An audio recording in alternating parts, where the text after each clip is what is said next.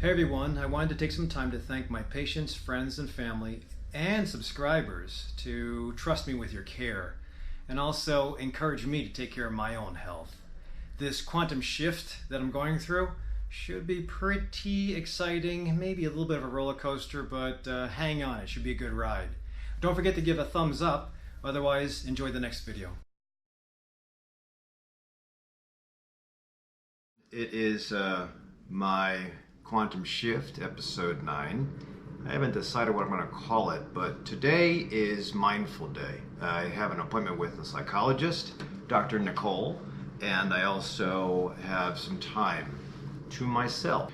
So I've identified that there's too much multitasking.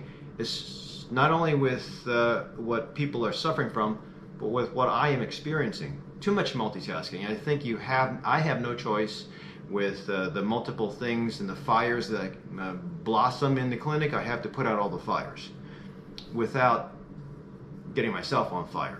But I'm also having and listening to my coaches helping me ground myself so I can see the picture, the bigger picture, more fully and with clear distinction. Because it's sometimes hard to do that if you're so busy. I think we take it for granted that we are that busy, but I put together a couple of ideas, and this is all backed up with data. So I think that we embrace that scatterbrain activity too often. It's easy for your mind to wander, especially if you have multiple tasks. Just think about if you read an article and you get down to the bottom of the page, it's like, what did I just read? I forget, and you got to start all over again. But actually, it's just not paying attention to what you're reading. Being in the present moment actually encompasses, if you think about it, just acknowledging and paying attention to the five senses: sight, sound, smell, touch, taste. And you can take advantage of that. I think if you practice being in a present moment, you will be able to really expand on abstract thinking, pull back old memories, concentrate on reading down to the bottom of the page, because you're focused. And especially, but that's a talent nowadays because we spend too many times being unfocused. The negative with mind wandering is that when you take care of multiple tasks, the mind wandering tends to be associated with error. And if you do like 5 tasks, like I'm doing in the office, and one of them is refilling a medicine, the other is listening to symptoms of a patient coming in, and the other is taking care of refilling something, and attending a meeting and problem solving in the clinic. If I take care of all those things, it takes a longer amount of time, as I mentioned, but one of them can be completed in error. If I call in a medicine, it's too high, or the wrong medicine, that's bad. And it has downstream ramifications. So that's a problem with mind wandering, is that there can be, if uncontrolled, terrible error.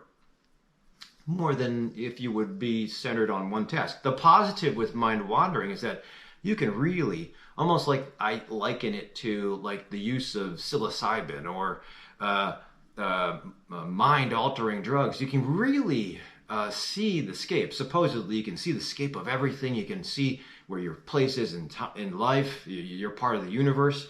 I think there's benefits to that. And then you can also find your purpose in life a lot easier, I feel, when you develop abstract thinking, when your reptilian brain, the midbrain, starts to really take advantage of talking to the frontal brain without the interruption of stress response or the amygdala turning on post-traumatic stress and the alarms that it turns on. But that takes practice. I do 5 minutes of breath exercise and mindfulness twice a day at the least. Some of the monks that have displayed great neuroplasticity and great brain growth on fMRI. fMRI is functional MRI of the brain. It takes them like 30,000 hours. So don't feel bad if you can't do 30,000 hours, but at least start 5 minutes twice a day. And just as that intention alone might get you to the point where you, after 21 days, say, hey, that's pretty cool, because you can focus more. And you take that time, 5 minutes twice a day, to let it be you. Now, the mind will always want to wander, but if you just, during that 5 minutes, bring it back into breath exercise, counting, quiet, you'll be able to get it trained so that it doesn't wander. And in the 5 minutes, piece of cake. And when it gets to what I learned at the Chopra Center, when that 5 minutes gets to feel like it was an hour, and it's like, wow, that's only 5 minutes. Then you know that you're dialed in and you have the hormone response, because there's reward with all that stuff. Dopamine, serotonin, oxytocin, that gets flooded when your brain says, wow, that was awesome. So think of having an orgasm. When you have an orgasm, there's a hormone flood, sudden, and it's overwhelming. That way the human species continues to have sex and procreate. Well, it's a positive reward. Imagine without even having the sex, or that you might have the same flood of the same great feeling just by 5 minutes twice a day. So think of it that way, and think of that as the investment. But I still find it's hard to sell mindfulness practice. So most patients will, when I ask them about mindfulness, that I ask them, hey, what's your mindful practice? Do you have one? And some people will say, well, I go to yoga. I practice yoga. And then I'll ask, well, how often? And I did it last month. Yoga is definitely, especially with the right teacher and the right class, if the other people in the class are very weathered yoga practitioners and they know how to dive into calm for that 60 minutes, you will take on the energy. You'll feel the energy of that class, and you'll take on calm too for 60 minutes. But if that's all you do once a week, because you're at the prisoner of a yoga class schedule, it's good to experience that in that time frame, but you really have to walk around, you have to live that life. So the benefit is that you can actually shape your mind. And there's a lot of studies that show that, this is one study on the mind wandering page. So a lot of this comes from National Institute of Health. The database is awesome. Senses of well-being that you can cultivate just by having a mindful practice. The other downside to having the mind wandering and opening up error instead of being in the present moment, the other problem is that when the studies have shown that every time you go into, if you like to hang out in that multitasking kind of life and open yourself up to error, there usually is going to be some experience of loneliness. There's a correlation between loneliness and multitasking. So when you're doing several different things and you're not focused on one, the likelihood is that you're going to have less satisfaction, you're going to be having less happiness, and you will probably be feeling more loneliness. And does that make a difference? It does make a difference, because if your job happens to be stressful, and like mine, I'm sure your jobs could be more stressful than mine, and maybe I'm just blowing my own horn, but to use myself as an example, thus the quantum shift thing, I think that unanswered stress and continued diving in just because you have to make a living and you're worried that your whole family who's depending on your paycheck is going to suffer, that's a lot of possible stress. So me departing from what I know is a regular paycheck, although albeit it's a lower paycheck, I mentioned before that my paycheck, if I didn't mention it, I guess I'm going to let the cat out of the bag. My paycheck at this point in time, just so I can stay on, is potentially at the bottom end of a family practitioner. So I think I'm getting paid at this point less than a new resident, and I've been out for 25 years, I believe. But I am not worried. I know that something will come my way, especially if I have trust in the universe and spirituality. I know I'm doing a good job. So it's just a little bit spooky. It's known that the first step in space causes a psychosis, because as soon as you feel nothing, weightlessness, and nothing around except for that little blue dot called Earth and something of a spaceship behind you, there's a psychosis that can develop because it's spooky. So I liken retirement to that. So you're used to schedules, you're used to seeing people, you're used to engaging, problem solving, multitasking, and suddenly there's nothing. That's retirement. So sometimes some people do very bad with retirement because the framework of being busy has given them a sense of who I am, when usually work is not who you are. But we adapt that because we think we're good at it. finding your purpose in life is far more than work. But the only way to do that is to really be grounded and have abstract thought. And it brings you right back to finding mindfulness and having spirituality and psychology be just as important as exercise and diet. There is a correlation between, what we do in the office is we always want to check, body mass index, say, for example, blood pressure, magnesium levels, vitamin D levels, testosterone. We want to check all that stuff. We want to get a gauge for what my patient it looks like. If I have somebody that's totally disheveled, that's not good. If they can't make eye contact with me, it also is, I'm picking up these cues to find disease, to figure out if there's a problem. But what we should be asking is, are you happy? Which I guess I don't ask that as often. I try to get it through body language. But we should be asking that because there has been great research showing that if you ask or if you include the question of happiness as part of the metrics that we take, you'll find that if there's unhappiness, which there is a lot, that will translate to disease. The more unhappy you are, the higher the chances, that's the same study I just put up, but the higher the chances that that allostatic load, that stressor that you expose yourself every day, will cause a disease or increase mortality. This is, and that's well understood. This is a study that shows that increased job stress will cause, or job strain will cause increased chances for cardiovascular disease. Long hours at work also increases chances for cardiovascular disease. And this is the loneliness and isolation study. Some of these studies are well done. Some of them are very robust. Some are very small. But it's just, even an observational study is important to take into account what happens or what we should be considering. And I think that if you're lonely, if you're multitasking, if you're too busy with the job and you haven't really found a sense of purpose, I think it's going to increase your chances for mortality.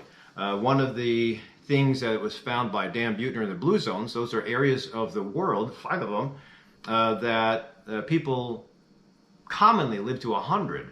That was a sense of belonging. And if a sense of belonging is that you just do your job well, I think that's one sense of belonging. But if the sense of belonging is you come home and somebody needs you, they say, hey, can you problem solve this for me? I can't tell you when my daughter or my son asked me, hey, what do you think, Dad?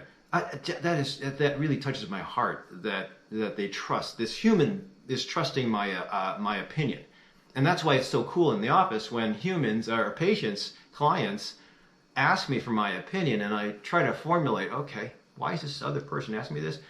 I guess I am good at problem solving.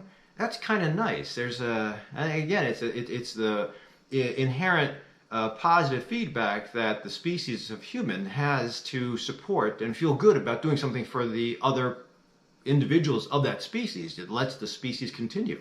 There's a few folks that are bad and destroy the species. There's a big amount of folks that really are attractive to the other people and help. You just around a healer. I had a patient come in, a friend of mine, Dr. Pat in Alexian Brothers, is now changing and doing he's going from integrative medicine to energy healing. And I had a patient that said he is fantastic. And it's nice to see as other doctors get older, they get a sense of how to harness happiness and energy and influence others without even talking, to also feel the same happiness and energy. So it's like a nuclear bomb, but it's all constructive instead of destructive. So I think that if the bottom line with today's quantum shift is that I know the value of behavioral, I know the value of mindful practice, but I am going to start to add a sprinkle in my questionnaires of happiness. I can do a lot of great things, but if I am not happy when I'm home, and I'm just happy in the successes I see in the office, at the sacrifice of no happiness at home, I'm not, as I retire or as my kids leave, and they don't ask me stuff anymore, as my wife and I grow old, it's like I'm not going to be happy. And if I'm not happy again, the chances of dying early are high. It's really commonplace in the United States to say 70 is when most people die. That's unacceptable. I think that if we can live to 103, but be productive, be wanted, have purpose in life, and think properly and move around without too much pain and suffering, that would be awesome. But in the United States, the standard American life is to push hard, ignore behavioral and ignore happiness, even in the doctor's office. We hardly ask about behavioral because it's kind of taboo. And I think it opens up a floodgate of the other patient, the patient in the room saying a whole bunch of stuff because nobody has ever asked them that before. I definitely get that in my questions as far as integrative medicine intake or history building. Patients usually tell me at the end of my visit that I've never had a doctor ask me those questions, and I'm just trying to put together who is this person, because if I can put an algorithm, I can put an algorithm together, but I must see it in my five senses and feel it to figure out what is the best plan for this person. That's why having a standard algorithm, if you have a headache, you take this. If you have a stuffy nose, you take this. If you feel depressed, you take this. I think that shortcuts, seeing one person has one person, it takes the symptoms of one person and we have to put into this algorithm that all of humanity, the ecological fallacy is to take that person and fit them into the algorithm and they should get better, which in retrospect, it doesn't get better because everybody has to be treated as an individual. The plan always has to be made. So these time-saving things, like in the clinic, I'm going to try to see if I can save time by dictating. Instead of typing, I can probably save a fraction of a second or two per visit, and that may give me more time at the end of the day. But it puts me into the slot of trying to compress the visit. It's dangerous because it can lead to me thinking that this person becomes a statistic, it becomes a symptom instead of a person, and the symptom, if I treat the symptom and assume the algorithm says that symptom will get better, I'll treat everybody the same. And that's what Western medicine is like. Because of the speed of the visits and the limited amount of reimbursement, offices have to stay at least break even, and you got to see numbers. I'll do a video on my visit and my experience with Dr. Nicole today. Now, there's a great value in psychology. You have to embrace and continue mindfulness practice. And I think ultimately happiness has to be found. And that's a complicated thing, but I think it starts with living a healthy life, not eating too much crappy food, exercising, but then everything else I just mentioned. So the whole package is what I'm seeking out. I don't know if I'll find it, but I'm going to at least try. Instead of walking with a limp, I want to walk with a normal gait and be proud. So thank you for listening up until this point. If stay tuned, subscribe to me if this is the first time you're finding me, and watch my journey in addition to seeing the other educational videos I have. Otherwise, I'll see you at the next video.